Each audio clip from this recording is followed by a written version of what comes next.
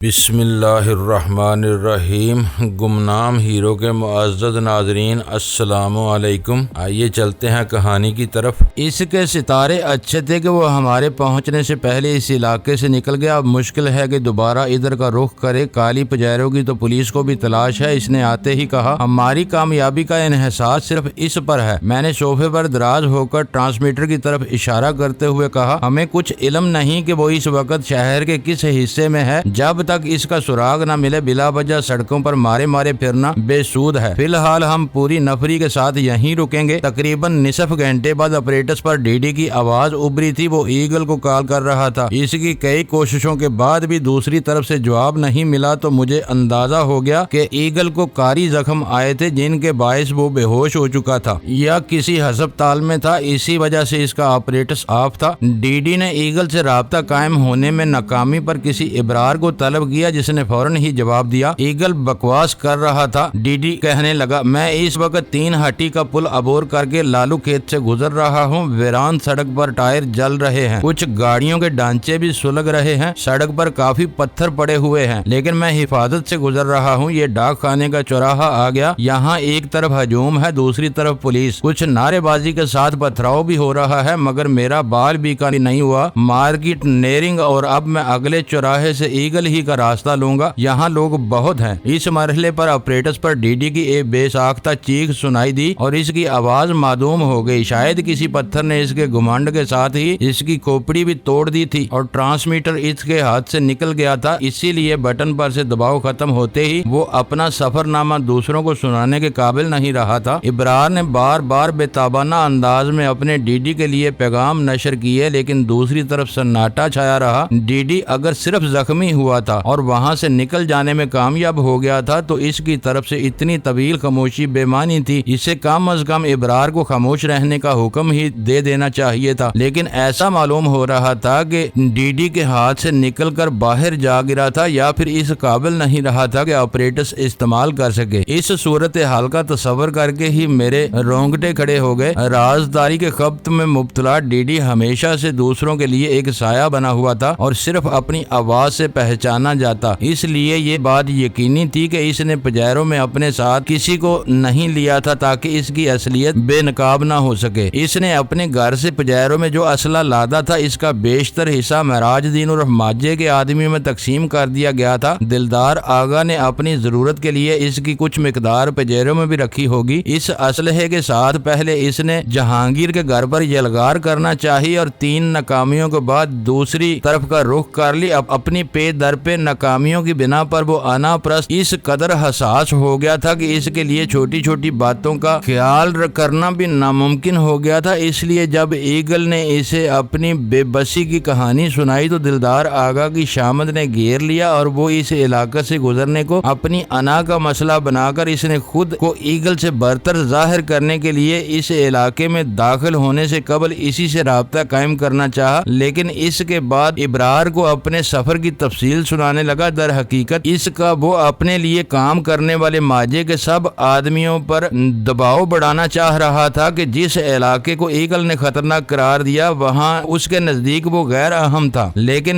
نیزنگ اور 10 نمبر کے درمیان وہ کسی پتھر بازی کا نشانہ بن گیا۔ وہ اکیلا تھا اس لیے شاید پجیروں کو نہ سنبھال سکا ہوگا۔ گاڑی کسی چیز سے ٹکرا کر رک یا الٹ گئی۔ پھر شاید ہجوم پجیروں میں اسلحہ نظر آیا۔ کچھ لوگ اسلحہ لے کر بھاگے، کسی نے اسے اٹھایا اور باقی لوگ اس اسلحہ بردار زخمی پر ٹوٹ پڑے جو اس آبادی کے درمیان سے وہ سب لے جا رہا تھا۔ موت کے سوداگر کو وہ لوگ معاف نہیں کر سکتے تھے۔ پجیروں سے یہ بولنے والا سیاہ آلہ جس نے بھی اٹھایا میری آواز ضرور سن رہا ہوگا۔ میں نے بٹن دبا کر پہلی بار بولنا شروع کر دیا، میں بھی پجیروں والے کا حشر جاننا چاہتا ہوں۔ اس آلہ میری التجا ہے کہ صرف تھوڑی دیر کے لیے جالی کے اوپر سرخ بٹن دبا دے تاکہ میں بھی ساری آوازیں سن سکوں۔ میرا فکرہ مکمل ہونے سے پہلے ہی آپریٹس پر غضب ناک ہجوم کی آوازوں کے درمیان لرزہ خیز انسانی چیخیں سنائی دیں۔ کچھ لوگ شاید مفت میں ہاتھ لگنے والے اسلحے سے ہوائی فائرنگ کر رہے تھے مگر دلدار آغا کی روح کی گہرائیوں سے ابھرنے والی چیخیں ان سب آوازوں پر باری تھی۔ ایسا معلوم ہو رہا تھا کہ پتھروں اور لاتوں سے اس کی ایک ایک ہڈی کو توڑا جا رہا ہو، اس کے بدن سے ایک ایک ریشہ الگ کیا جا رہا ہو۔ آپریٹس کے موجود کچھ لوگ آوازیں کس رہے تھے جو میرے علاوہ شاید اسی کے آدمی بھی سن رہے تھے۔ مجھے یوں محسوس ہوا جیسے میرے وجود میں سکون کی ایک چادر بنتی چلی جا رہی ہو۔ مجھے دکھ تھا کہ میں اس کو ہاتھ بھی نہیں لگا سکا تھا، اس سے اپنے بدلے نہیں چکا سکا تھا، لیکن موت کا وہ سوداگر اس طرح اپنی ہی بڑکائی ہوئی آگ کا ایندھن بنا تھا۔ وہ عبرت ناک ایسی سزا تو شاید میں اسے مر کر بھی نہ دے سکتا تھا جس کا انتخاب اس نے خود کیا تھا۔ میرے لیے دلدار آغا عرف ڈی ڈی کا وہ روح فرسا انجام بہت اچانک اور غیر متوقع تھا، لیکن اپنے سیاہ اعمال کی بدولت وہ ایسی ہی لرزہ خیز موت کا مستحق تھا، بلکہ موت سے کہیں زیادہ وہ تو ایسی عبرت ناک زندگی کا حقدار تھا کہ اس کا سارا جسم چور چور کر کے اسے شہر کے کسی بڑے چوراہے پر بٹھایا جاتا، اور اس وقت مجھے خود بھی اندازہ نہیں تھا کہ لالو کھیت کے مشتعل لوگ اسے لاتوں اور تھپڑوں سے ہلاک ہی کرنے پر تلے ہوئے تھے، یا وہ بے غیرت شخص سارے جوڑ کھلنے کے بعد بھی کسی بہانے زندہ رہ جاتا۔ پھر اچانک ٹرانسمیٹر خاموش ہو گیا۔ اپریٹس کے خاموش ہوتے ہی جہانگیر کے ڈرائنگ روم میں بھی موت کا بوجھل سکوت پھیل گیا۔ میرے ساتھ سینڈو بھی بالکل خاموش تھا۔ ہم دونوں میں سے کسی کو بھی دلدار آغا یا ڈی ڈی کی موت کا ذرا بھی غم نہیں تھا، لیکن کم از کم میرے ذہن میں یہ خیال ضرور سر ابھار رہا تھا کہ انسان اس دنیا میں ہی جیتے جی کیسے کیسے اور کس طرح مکافات عمل سے دوچار ہوتا ہے۔ دلدار آغا نے کراچی جیسے ہنستے کھیلتے شہر کو محض اپنے انتقامی جذبے کی تسکین کے لیے جس طرح افواہیں پھیلا کر اور اپنے نقاب پوش گنڈوں سے نہتے شہریوں پر گولیوں کی برسات کروا کے شہر میں ہولناک نسلی فساد کی آگ بڑکائی تھی، اس نے میرے ساتھ ہی شہر کی انتظامیہ کو بوکھلا کر رکھ دیا تھا۔ یہ شہر والوں کی خوش نصیبی تھی کہ ذمہ دار اہلکاروں نے جلد ہی دلدار آغا کی تضاد بیانی کو سمجھ لیا تھا اور مشتعل مزاج بے لگام فسادیوں کے ٹولوں کو اندھا دھند سرگرمیوں سے روکنے کے لیے پورے شہر میں دلدار آغا کی تلاش کی مہم کا آغاز کر دیا تھا، لیکن وہ خونی بیڑیا ان کی گرفت میں نہ آ سکا، کیونکہ قدرت اسے خود بخود اس کے ایسے انجام کی طرف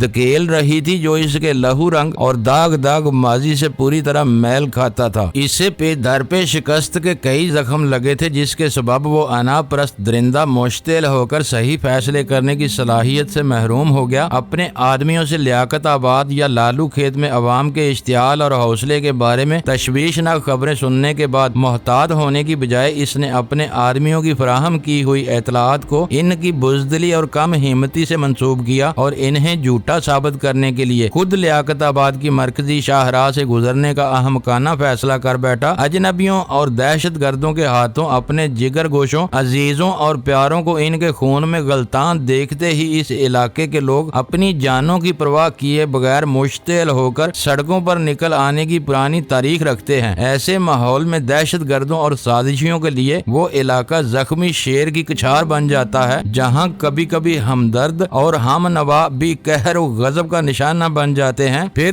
دلدار آغا تو مسلمہ دہشت گرد اور تخریب کار تھا۔ فساد زدہ علاقہ میں بدقسمتی یا اپنے مقدر کا نشانہ بننے کے وقت اس کے قبضے میں ایک لاسلکی اپریٹس موجود تھا۔ کالی پجیروں میں اسلحہ اور فاضل راؤنڈز کی بھاری مقدار موجود تھی، اس لیے وہاں اس کے بدن کے ٹکڑے اڑا دیے جانے کا کوئی امکان تھا، جس کی توثیق ٹرانسمیٹر پر سنائی دی جانے والی آخری آوازوں سے بخوبی ہو جاتی تھی۔ دلدار آغا اپنے مقدر کی لڑائی ہار گیا تھا، مگر جیت پھر بھی شی کی رہی تھی۔ دلدار آغا کی موت کے حوالے سے اخبارات اور تفتیشی اداروں کی ساری توجہ اسی ایک امر پر مرکوز رہتی کہ متوفی کی گاڑی میں غیر قانونی اسلحے کی بھاری مقدار تھی۔ کسی کو بھول کر بھی یہ دھیان نہ آتا کہ مرنے والا پاکستان میں ہیروئن کو فروغ دینے والا کسی ایسی ناپاک تنظیم کا سربراہ بھی ہو سکتا تھا جسے ایک بڑی عالمی طاقت کی مکمل سرپرستی اور بھرپور مالی اعانت حاصل تھی۔ اگر وہ مشتعل لوگوں کے ہاتھوں ہلاک ہونے کی بجائے کسی طرح سے میرے آہنی چنگل میں آ جاتا تو میں ٹھوس شواہد کے ساتھ اس کے تمام تہ در تہ چہرے بے نقاب کر کے اسے اس طرح قانون کے حوالے کرتا کہ اسے ہیروئن کے بارے میں اپنے گناونے کردار کا خود ہی اعتراف کرنا پڑتا۔ اسے تو شاید قید یا زیادہ سے زیادہ انسانی جانوں کے اتلاف کے جرم میں پھانسی کی آسان سزا نصیب ہو جاتی، لیکن اس کے ذریعے پاکستان میں شی ضرور بے نقاب ہو جاتی۔ اس نے اپنے لیے لرزہ خیز موت کا انتخاب کر کے مجھ سے وہ موقع چھین لیا تھا، لیکن پھر بھی میرے سامنے ایک راہ باقی تھی۔ وہ شی کی سربراہی ڈی ڈی کے نام سے کرتا تھا، لیکن سوسائٹی میں دلدار آغا کے نام سے پہچانا جاتا تھا۔ اسی خیال سے وہ جاز فارماسیوٹیکل کا مالک مالک بھی تھا اس کی، اور اس سے قبل اس کے مینیجر ہارون کی موت کے بعد یہ قیاس کرنا دشوار تھا کہ اس فیکٹری کے ذریعے ہارمونیم نامی کیپسولز میں ہیروئن کی بھر کر مقوی دوا کی آڑ میں اس کی باہر اسمگلنگ کا کاروبار جاری رہتا یا ٹھپ ہو جاتا۔ بہرحال اسی ایک لائن پر محنت کر کے میں کچھ نتائج حاصل کرنے کی امید کر سکتا تھا۔ اچھی بات یہ تھی کہ سلطان شاہ پہلے ہی سے فیکٹری کے ملازمین میں شامل ہو چکا تھا، مگر وہ بعد کی بات تھی۔ فوری طور پر فکر کی بات یہ تھی کہ غزالہ جو دلدار آغا کی منکوحہ بیوی تھی، اپنے شوہر کی مجرمانہ سرگرمیوں کی بنا پر اس کے گھر سے فرار ہو گئی تھی۔ وہ کہاں گئی تھی یہ کسی کو علم نہیں تھا، لیکن دلدار نے بھاری اسلحے کے ساتھ فرار ہونے سے قبل پولیس میں رپورٹ درج کرا دی تھی کہ نامعلوم حملہ آوروں نے ہتھیاروں اور دستی بموں سے حملہ کر کے اس کی نوجوان بیوی غزالہ کو اغوا کر لیا تھا۔ اگر اس کے گھر پر حملہ کرنے والوں میں خود نہ ہوتا تو شاید رپورٹ میں درج کرائے جانے والے آخر سنگین الزام سے گمراہ ہو جاتا۔ اس واردات میں سلطان شاہ کم و بیش میرے ساتھ ہی ساتھ رہا تھا، اور ہم دونوں نے ڈی ڈی کے ایک آدمی سے چھینے ہوئے ٹرانسمیٹر پر غزالہ کے بارے میں ان لوگوں کی تمام گفتگو سنی تھی۔ اس لیے میں غزالہ کی طرف سے فکر مند تھا۔ وہ آزاد ضرور ہو گئی تھی لیکن محفوظ نہیں تھی۔ دلدار کے گھریلو ملازمین اسے اچھی طرح پہچانتے تھے۔ دلدار کے بہت سے ملاقاتی بھی اس سے واقف رہے ہوں گے۔ ان میں سے کوئی بھی اسے دیکھ کر ایک نظر میں پہچان سکتا تھا۔ دوسری طرف دلدار کی موت کے بعد پولیس کے لیے یک بیک غزالہ کی ذات اہمیت اختیار کر جاتی اور وہ اپنے پورے وسائل اس جانب مرکوز کر دیتی۔ ہم دونوں خاموش بیٹھے ہوئے تھے اور میرا دماغ انہی خیالات میں الجھا ہوا تھا کہ اچانک مجھے خیال آیا کہ میں نے تو اپنی گاڑی کی چابی عجائب گل خان کو دے دی تھی، اور سینڈو کے بیان کے مطابق وہ مراج دین کے ٹھکانے پر جا کر غالباً کام بھی آ گیا تھا۔ پھر جب سلمہ سے آخری بار فون پر بات کرنے کے بعد میں بے دھیانی میں باہر نکلا تو میری گاڑی وہاں کیسے موجود تھی؟ عجائب گل چلا گیا تھا تو میری گاڑی کیوں موجود تھی؟ اس کی چابی بھی اگنیشن میں موجود تھی۔ میں نے اپنے ذہن پر زور دینے کی بجائے سینڈو سے یہ سوال دریافت کر ڈالا، شاید اسے تمہاری گاڑی پہچان لیے جانے کا ڈر ہوگا، اس نے مسمی آواز میں کہا، اور مجھے یاد آ گیا کہ میں نے جاتے جاتے اسے خود ہی تاکید کی تھی کہ نہ وہ خود پہچانا جائے اور نہ میری گاڑی کسی کی نظروں میں آئے۔ اس نے تمہارے خوف سے زبان نہیں کھولی، لیکن باہر نکل کر اس نے تمہاری چابی تمہاری گاڑی میں چھوڑ دی اور نیچے گراج سے جعلی نمبر پلیٹ والی ایک جیپ نکال لے گیا۔ گپلے کے کاموں میں ہم اکثر وہی جیپ استعمال کرتے تھے۔ اگر عجائب گل پکڑا گیا ہوگا تو سمجھو کہ جیپ بھی گئی۔ نہ اس اپنی بات مکمل کی۔ جیپ کے بارے میں تم نے مجھے نہیں بتایا۔ میں اس پر آنکھیں نکال کر رہ گیا۔ جس وقت میں آدمیوں کو اکٹھا کر رہا تھا اسی وقت جیپ غائب ہونے کا علم ہوا تھا۔ اس وقت تم غصے سے آگ بگولا ہو رہے تھے اور اپنے احکام کی تعمیل سے پہلے کسی کی بات سننے کے لیے تیار نہیں تھے، اس لیے میں نے زبان بند رکھنے ہی میں عافیت سمجھی۔ اس وقت کیسے خیال آ گیا اس کا؟ میرے موڈ میں نرمی محسوس کرتے ہی اس نے ایک سوال داغ دیا۔ وہ ایک بے ضرر سی بات تھی جس کا جواب دینے میں کوئی مضاحکہ نہیں تھا، لیکن سینڈو بہت خرانٹ آدمی تھا۔ وہ ابتدا ہی سے میری کمزوریوں کا اندازہ لگا کر فاصلہ ختم کرنا چاہ رہا تھا، اس لیے میں نے سختی سے اسے جھڑک دیا، جتنا پوچھا جائے اتنا ہی جواب دیا کرو۔ میں اپنے ماتحتوں سے سوال سننے کا عادی نہیں ہوں۔ میں خود بھی فالتو بات نہیں کرتا۔ دفتر میں تم نے خود میرے بعض سوالات کے جواب دیے تھے، اس لیے اس بار پھر زبان کھولنے کی ہمت کر بیٹھا۔ اس نے معذرت خواہانہ لہجے میں کہا، یہ بتاؤ مجھے کہ عجائب گل کے بارے میں مصدقہ خبر کب تک مل سکے گی؟ چند ثانیوں کے سکوت کے بعد میں نے متفکر آمیز لہجے میں سوال کیا۔ فی الحال ساری نفری یہاں ہمارے ساتھ موجود ہے، فرصت ملتے ہی عجائب گل کے بارے میں کھوج لگاؤں گا، لیکن مجھے اس کے زندہ بچنے کی ذرا بھی امید نہیں ہے۔ وہ فرما بردار ہونے کے ساتھ ساتھ بہادر بھی تھا، لیکن اس میں مکاری یا چال بازی نام کو بھی نہیں تھی۔ وہ اپنے طور پر پلان نہیں بنا سکتا۔ ہاں، اسے جتنا سمجھا دیا جائے اس کام پر لفظ بے لفظ اسی قدر عمل کر گزرتا ہے۔ دلدار آغا کی وجہ سے ہم سب یہاں آنے پر مجبور ہوئے تھے، اب اس کا خاتمہ ہو چکا ہے تو یہاں بھیڑ کی ضرورت نہیں۔ تم اپنے آدمیوں کو واپس بھیج دو، انہی میں سے کسی کو عجائب گل کی خبر گیری پر مامور کر دو۔ میرے لیے کیا حکم ہے؟ اس نے نشست چھوڑتے ہوئے سر جھکا کر سوال کیا۔ تم میرے پاس ٹھہرو گے؟ میں نے سپاٹ لہجے میں کہا۔ ابھی مجھے چند اور معاملات بھی نمٹانے ہیں۔ جس آدمی کو عجائب گل کی خبر گیری پر مامور کرو اسے یہاں کا نمبر دے دینا تاکہ مجھے فوراً خبر مل سکے۔ میں نے ایک سادہ کاغذ پر جہانگیر کا نمبر لے کر اسے تھما دیا اور وہ باہر اپنے آدمیوں کی طرف چل دیا۔ وہ جو ہی باہر نکلا سلمہ فوراً اندرونی دروازے سے ڈرائنگ روم میں داخل ہو گئی۔ یوں معلوم ہوا جیسے وہ دروازے سے لگی لگی ہماری ساری گفتگو سنتی رہی ہو اور دوبارہ اندر لوٹنے کے لیے سینڈو کی روانگی کی منتظر رہی ہو۔ تم جہانگیر کے پاس نہیں گئی؟ میں نے اسے گھورتے ہوئے خشک لہجے میں سوال کیا۔ انہیں دیکھ کر واپس لوٹ آئی تھی، وہ بے خبر سو رہے ہیں۔ وہ مجھ سے نظریں چراتے ہوئے ہراساں لہجے میں بولی، جیسے جیسے تمہیں قریب سے دیکھنے کا موقع مل رہا ہے تمہاری ذات سے مجھے دہشت آنے لگی ہے۔ میں تو اس موذی کے خوف سے مری جا رہی تھی، لیکن تم تو اس سے بھی 4 ہاتھ آگے نظر آتے ہو۔ وہ گمنام تھا مگر تم میرے سامنے ہو۔ وہ اس وقت تک واقعی اپنے بکھرے ہوئے اعصاب پر قابو پانے میں کامیاب نہیں ہو سکی تھی۔ تھوڑی دیر قبل پیش آنے والے روح فرسا واقعات اور دردناک موت کے تصور نے اس کی ذات کو اپنی گرفت میں لیا ہوا تھا۔ اسی وجہ سے وہ سنجیدہ گفتگو کرنے کے موڈ میں نظر آ رہی تھی، لیکن میں نے ہلکے سے مصنوعی قہقہے کے ساتھ موضوع کو مذاق میں ٹالتے ہوئے کہا، غنیمت ہوا کہ یہ سارا خونی کھیل جلد ہی نمٹ گیا، ورنہ تم اپنے سائے سے بھی ڈرنے لگتی۔ میں تو شاید کئی دن تک نارمل نہ ہو سکوں۔ وہ کوئی گزری ہوئی بات یاد کر کے بے ساختہ جرجری لیتے ہوئے بولی، جب کالی پجیرو گولیاں برسا رہی تھی تو ایسا معلوم ہو رہا تھا جیسے وہ لوگ سامنے آنے والی ہر رکاوٹ کو رونتے ہوئے پھاٹک یا دیوار گرا کر اندر گھس آئیں گے، لیکن تم نے دیکھ لیا کہ میرے آدمی تمہارے لیے ڈال بنے ہوئے تھے۔ میں نے اس کی بات کاٹ کر اسے یاد دلایا، تم کو یقین ہی نہیں تھا کہ باہر بھی کوئی تمہاری حفاظت کر رہا ہے، یقین آ ہی نہیں سکتا تھا۔ وہ خود کلامی کے انداز میں بڑبڑائی، اب بھی وہ سب ایک خواب کی طرح معلوم ہو رہا ہے۔ تم طویل جلا وطنی کے بعد حال ہی میں باہر سے واپس آئے ہو، تمہارے شب و روز بڑی حد تک میرے سامنے ہیں۔ مجھے اب بھی یقین نہیں آ رہا کہ تمہارے ایک اشارے پر اتنے سارے مسلح اور خوفناک آدمی جمع ہو سکتے ہیں۔ میں نے بیڈ روم کی کھڑکی سے دیکھا ہے کہ ہمارا پورا لان بھرا ہوا ہے اور وہ سب ہی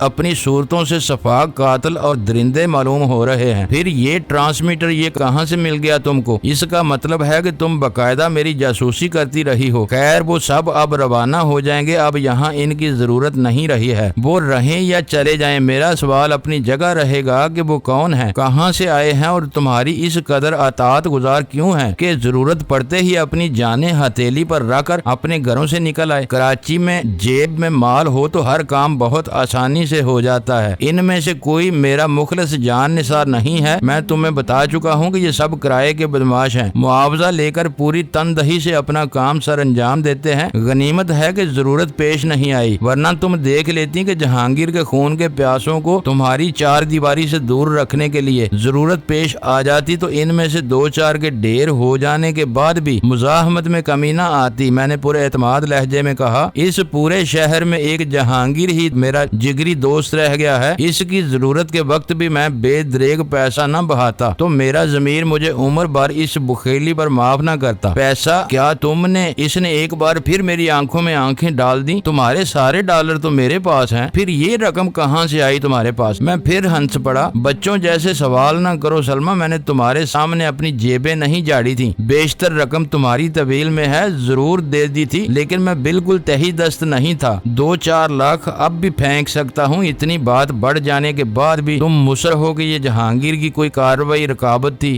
گندی کاروباری رکاوٹ، میں نے برا سا منہ بنا کر کہا۔ میں تمہیں بتا چکا ہوں کہ حریف بدقسمتی سے ہیروئن کا اسمگلر تھا، اسے شبہ تھا کہ اس کا مال جہانگیر نے پکڑوایا ہے۔ آڑ کاروباری رکاوٹ کی لی گئی تھی، لیکن سچ پوچھو تو یہ جہانگیر جیسے امن پسند شہری کے خلاف ایک گروہ بند مجرم کی کارروائی تھی جو خوش قسمتی سے ناکام بنا دی گئی۔ جھوٹ کے پاؤں نہیں ہوتے ڈینی، وہ تلخ لہجے میں بولی۔ تم بھول رہے ہو، میں تمہارے پاس موجود ٹرانسمیٹر پر ڈی ڈی سے ایگل نامی کسی کارندے کی گفتگو سن چکی ہوں، اور ڈی ڈی کوئی نیا نام نہیں ہے۔ ایک بار تم خود کہہ چکے ہو کہ غزالہ کو دلدار آغا نامی ایک بدماش نے اپنے شریفانہ بہروب کا اسیر بنا لیا ہے، جبکہ در حقیقت وہ ڈی ڈی کے نام سے شہر میں ہونے والے بے شمار جرائم کی سرپرستی کرتا ہے۔ میں نے تھکے ہوئے انداز میں سر جھکا لیا۔ اتنا کچھ سمجھ گئی ہو تو مجھے کیوں پریشان کر رہی ہو؟ میری آواز کمزور اور لہجہ ندامت امیز ہو گیا تھا۔ اس نے اچانک ہی میری دکھتی رگ پر ہاتھ رکھ دیا تھا۔ میں رپوشی کی زندگی گزار رہا ہوں، اسی لیے وہ مجھ پر ہاتھ نہ ڈال سکا، لیکن اسے کسی طرح میری اور جہانگیر کی گہری دوستی کا علم ہو گیا اور اس نے جہانگیر پر ہاتھ ڈال دیا تاکہ مجھے سامنے آنے پر مجبور کر سکے۔ لیکن کل کے اخبارات سے تمہیں اندازہ ہو جائے گا کہ میں نے کس طرح جہانگیر کو اس کے چنگل سے بچایا ہے، لیکن پھر بھی مجھے کلک ہے کہ جہانگیر کو محض مجھ سے دوستی رکھنے کی وجہ سے تشدد سہنا پڑا۔ پڑا۔ میری باتوں کا غلط مفہوم اخذ نہ کرو۔ وہ میری بات کاٹ کر جلدی سے بولی، جو کچھ ہوا وہ تمہارے بس سے باہر تھا، تم نے دوستی کا پورا حق ادا کیا ہے، لیکن مجھے شکوہ اس بات کا ہے کہ تم اب بھی مجھ سے حقیقت چھپانے کی کوشش کر رہے ہو۔ میں اتنی بے وقوف تو نہیں ہوں، یہ میری نہیں جہانگیر کے دماغ کی اپیچ تھی۔ میں اصل بات بتا کر اسے تمہاری نظروں میں جھوٹا کیسے بنا سکتا تھا، لیکن اب کیا ہوا، ٹرانسمیٹر پر آنے والی کال نے سارا بانڈا پھوڑ دیا۔ وہ میرے بس سے باہر تھا، تم نے یاد دلایا تو میں نے بلا وجہ بحث جاری نہیں رکھی، ہتھیار ڈال دیے، لیکن یہ نہ سمجھنا کہ باہر موجود نفری کو میں نے غزالہ کے لیے جمع کیا تھا۔ یہ سب صرف اور صرف تمہیں اور تمہارے گھر کو بچانے کے لیے یہاں لائے گئے تھے اور آپ واپس لوٹ جائیں گے۔ یہ میں نے کب کہا؟ اس نے تیز لہجے میں چڑچڑے پن کا مظاہرہ کیا، پھر فوراً ہی نرم پڑتے ہوئے بولی، میں نے ڈرائنگ روم سے باہر چھپ کر ڈی ڈی کی اچانک چیخ کے علاوہ وہ کربناک آوازیں بھی سنی تھیں جو آخر میں تمہاری فرمائش پر کسی بلوائی نے جالی کے اوپر لگا ہوا سرخ بٹن دبا کر سنوائی تھی۔ ڈی ڈی تو جہنم واصل ہو گیا، مگر اب غزالہ کہاں ہے؟ وہ اس کے اصل روپ سے واقف ہونے کے بعد اسے چھوڑنے کا فیصلہ کر چکی تھی، لیکن ڈی ڈی نے اسے اپنے گھر میں قید کر لیا۔ کل رات میں ادھر گیا تو اندر گولیاں چل رہی تھیں اور باہر ہر طرف ڈی ڈی کے مسلح آدمی پھیلے ہوئے تھے، جن پر میں نے دعویٰ بول دیا۔ اس ہڑبونگ میں غزالہ کو وہاں سے فرار کا موقع مل گیا اور اب وہ لاپتہ ہے۔ ہو سکتا ہے کہ پولیس اور دلدار آغا کے حمایتیوں سے بچتی بچاتی جلد ہی آ ملے۔ تم کرائے کہ ان بدماشوں کو اس کی تلاش اور حفاظت پر کیوں نہیں لگاتے؟ غزالہ کا ذکر آتے ہی اس کا فطری اور نسوانی تجسس بیدار ہو گیا تھا، ساتھ ہی اس کے لہجے میں غزالہ کے لیے تحقیر کا ہلکا سا رنگ بھی جھلک آیا تھا، کیونکہ وہ خود میری ذات میں دلچسپی رکھتی تھی اور ہمیشہ سے اس معاملے میں غزالہ کو اپنا رقیب تصور کرتی تھی۔ میں اس پر ان پیشہ ور خونیوں کا سایہ بھی نہیں پڑنے دوں گا، میں نے نرمی سے کہا۔ اپنے دل کو خوش رکھنے کے لیے جو چاہو وہ کرتے رہو، لیکن تمہاری غزالہ کو اب دوسرے ہی مزے پڑ گئے ہیں۔ وہ ایسے ہی خونیوں، بدماشوں اور لڑاکا لوگوں میں خوش رہنے لگی ہے۔ ٹارزن کی بیٹی پہلے انگلینڈ میں رپوش ہو کر مار داڑ کرتی رہی، یہاں آئی تو ڈی ڈی سے بیاہ رچا لیا، اب غائب ہوئی ہے تو دیکھو کہ کس کے ساتھ سامنے آتی ہے۔ میں خون کا گھونٹ پی کر رہ گیا۔ وہ کلمات مسز جہانگیر کے علاوہ کسی اور عورت نے ادا کیے ہوتے تو میں نے انگلیاں ڈال کر اس کا دانہ کانوں تک چیر کر رکھ دیا ہوتا، لیکن وہ میرے عزیز ترین دوست کی بیوی تھی، میں اس کا لمس آشنا تھا۔ میری وجہ سے اس کا شوہر موت کے منہ سے بال بال بچ کر زخموں سے نڈال پڑا ہوا تھا، اس لیے میں نے جواب میں ایک لفظ بھی نہ کہا، بس ہاتھ میں موجود سگریٹ کے بھرے ہوئے پیکٹ کو غیر ارادی طور پر مٹھی میں جکڑ کر پیس ڈالا۔ یہ کیا کر رہے ہو؟ کیا ہوا تمہیں؟ سلمہ کی بکھرائی ہوئی آواز سنائی دی۔ میں نے چونک کر اس کی طرف دیکھا اور اخلاقاً مسکرا دیا۔ میری اس مسکراہٹ میں یقیناً کوئی خوفناک انداز پنہاں تھا، کیوں؟ وہ یک لخت اٹھی اور تیزی کے ساتھ ڈرائنگ روم سے نکلتی چلی گئی۔ میں نے مسلا ہوا پیکٹ بڑے ایشٹرے میں ڈال دیا۔ میرے ذہن میں اچانک ہی اداسی چھانے لگی تھی، جس سے انسان اپنا دل لگا بیٹھے اس کی ذات کس قدر اہمیت اختیار کر جاتی ہے کہ اس کے خلاف کہا جانے والا ہر لفظ نشتر بن کر انسان کے دل میں ترازو ہو جاتا ہے۔ نہ جانے سلمہ کو غزالہ سے ایسی کیا پرخاش تھی کہ وہ میرے سامنے غزالہ کی توہین اور تذلیل کا کوئی موقع ہاتھ سے نہیں جانے دیتی تھی۔ میری نظروں میں غزالہ پھولوں سے زیادہ نازک، پریوں سے زیادہ حسین اور فرشتوں سے زیادہ پارسا اور دل ربا تھی، جس کی صرف یادوں کے سہارے ہی ایک طویل عمر گزاری جا سکتی تھی۔ وہ جب تک میری محبت کا دم بھرتی رہی، اس نے نگاہ بھر کر کسی دوسرے مرد کی طرف نہیں دیکھا، اور جب تنہائیوں کے پرآشوب دور سے گھبرا کر اپنی آبرو کے تحفظ کے لیے اس نے روپ بدلے ہوئے ڈی ڈی کو اپنا شریک سفر بنانے کا فیصلہ کیا تو مجھے اپنے سائے سے بھی دور رہنے کی ہدایت کر دی، کیونکہ بنیادی طور پر وہ ایک مشر کی عورت تھی جو ایک وقت میں صرف ایک ہی کی ہو کر رہتی ہے، دوسرے کو اپنے وجود کے لیے ایک گالی سمجھتی ہے۔ پھر وقت نے اس کی نگاہوں سے شراب کے پردے سرکا دیے، اس نے دلدار آغا کا اصل روپ پہچان لیا تو اسے ٹکرا کر دوبارہ میری طرف آنے کا فیصلہ کر لیا۔ اس مرحلے پر نہ دلدار آغا کے رکھوالے اس کی راہ روک سکے، نہ بارودی اسلحہ اسے اپنا ارادہ بدلنے پر مجبور کر سکا۔ اسے تو شاید یہ بھی یقین نہیں تھا کہ اگر وہ اپنی کشتیاں جلا دے گی تو میں اسے قبول کر لوں گا، لیکن پھر بھی اس نے دلدار آغا کو ٹھکرا کر رات کی سیاہی میں کھلے آسمان کی بے قرار تاریکی میں پناہ لینے کا فیصلہ کر لیا۔ مگر سلمہ ان سب باتوں، خوبیوں اور اچھائیوں کو نظر انداز کرنے پر تلی ہوئی تھی۔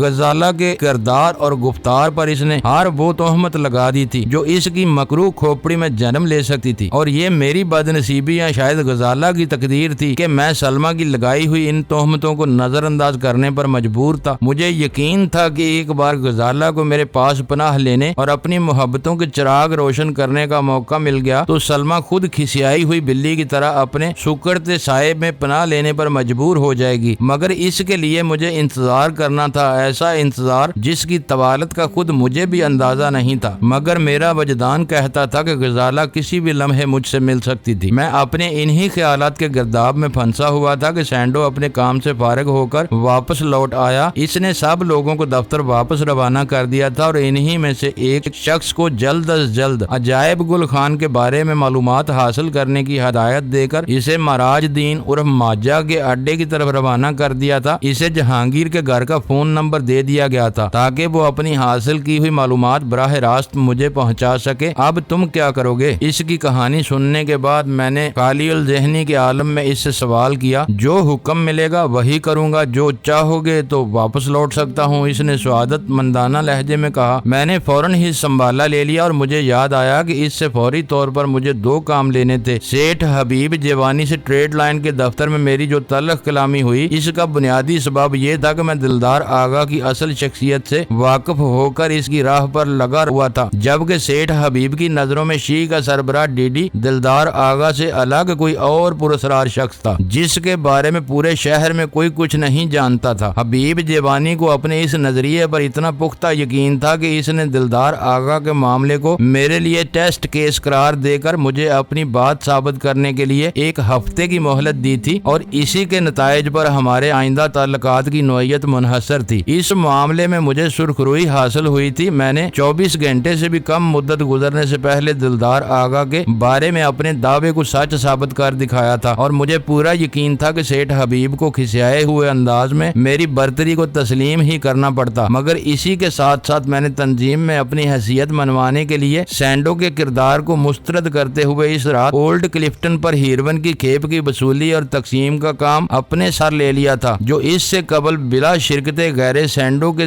ذمہ تھا۔ اس کام میں وہ جو کچھ حبیب جیوانی کو بتا دیتا وہی حرف آخر ہوا کرتا تھا، جبکہ میرا نظریہ یہ تھا کہ میری ماتحتی میں کام کرنے والا ہر شخص میرے احکام کا تابع تھا۔ حرف آخر صادر کرنے کا اختیار صرف اور صرف مجھ کو حاصل تھا، جبکہ دوسروں کا کام میری زبان سے نکلے ہوئے الفاظ کو حقیقت کا روپ دینا تھا۔ کلفٹن کے علاقے سے مال وصول کرنا بظاہر کوئی دشوار کام نہیں تھا۔ کاغذ پر لکھی ہوئی تحریر سے پھاڑا ہوا ایک حصہ میرے پاس تھا، جس کا دوسرا حصہ فریق ثانی کی تحویل میں تھا۔ دونوں ٹکڑوں کے ملنے کے بعد ہی میری شناخت کا مرحلہ پورا ہو سکتا ہے۔ متعلقہ آدمی سے رجوع کے لیے مجھے رات کے 8 بجے اولڈ کلفٹن پہنچ کر ایسی اچھوتی کار دیکھنی تھی جس کے عقب میں جیک لگا کر ایک پہیا نکال دیا گیا ہو، اور اسی کے ساتھ کار والا ٹائر تبدیل کرنے کی بجائے کار کا بانٹ اٹھا کر ریڈیٹر میں پانی چیک کر رہا ہو۔ پھٹے ہوئے کاغذ سے شناخت ہو جانے کے بعد پارٹی سے مال وصول کرنا مشکل نہیں تھا۔ اصل مسئلہ حاصل ہونے کے بعد ہیروین کو ٹھکانے لگانے کا تھا۔ اس سے قبل وہ شعبہ آزادانہ طور پر سینڈو کے ذمہ رہا تھا، لیکن میں نے خود سری میں اسے اپنے سر لے لیا تھا، مگر مجھے بخوبی اندازہ تھا کہ سینڈو سے مشورہ کیے بغیر میں اس کام کو سر انجام نہیں دے سکوں گا۔ مجھے سینڈو کے پیشہ ورانہ مشورے کی ضرورت تھی، مگر میں اس سے سرسری طور پر بات کر کے سب کچھ گلوانا چاہتا تھا، اس لیے میں نے براہ راست سوال کرنے کی بجائے کی کلب کا ذکر چھیڑ دیا۔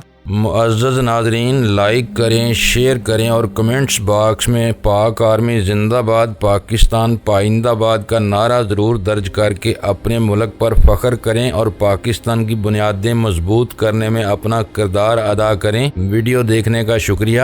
معزز ناظرین، اپنا خیال رکھیے گا اور ہمارے چینل کا بھی۔ ISI پاک آرمی زندہ باد، پاکستان پائندہ باد۔